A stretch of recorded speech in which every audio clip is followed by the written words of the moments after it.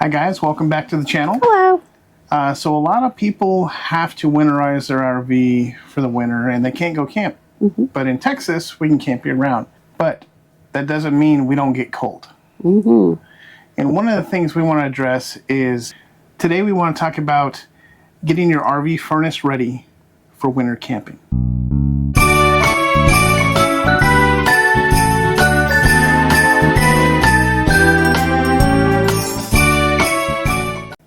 So the first thing we want to talk about is making sure that you have enough propane to get through your camping trip. That's very important because if you don't have propane, you may not have heat.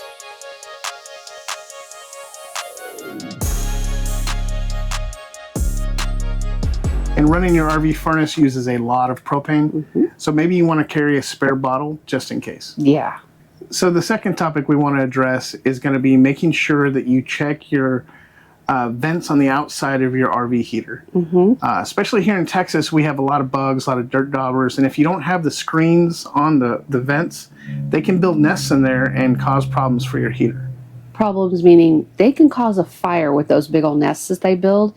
We have red wasps, dirt daubers, bees, they get into everything. So the screens are a good idea, but if you don't have those, you need to check your vents on the outside and maybe vacuum them out.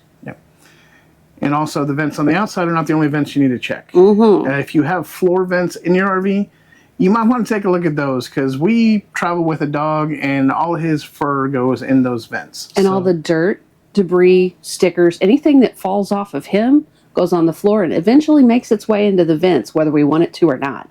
So that's another thing. Vacuum out all your vents. Usually you can unscrew the little vent cover or you can just pop them off. We took off the metal ones and put plastic ones on so we can just pop them off, vacuum, pop back on. Super simple, but it makes a huge difference. Then you won't be blowing around dust. All right, and our final topic is going to be test fire your furnace before you need it. Yes, well before you need it and on a day where you can pop open a couple of windows because as we get a little stinky. Yeah, anybody knows if you've ever run even a house furnace, it gets stinky when you fire it up for the first time in the winter season.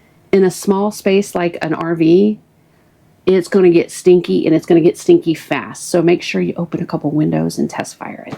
When we're dealing with propane, you also want to keep in mind safety factors. Check your connections, you know, rolling earthquake down the road, things get loose. So if you're using your propane a lot and you're dependent on it, make sure all your connections are good. And if you don't have a gas stop, we highly recommend that you put one on your rig to help detect any leaks and stop them immediately at the source. All right, well, that's all we have for you today. We hope this information might be a little helpful to you. Maybe you won't test fire it with all your windows closed and things like that. You know, just things to keep in the forefront of your mind. All right, guys, thank you very much, and we will see you out there. See you out there. Bye.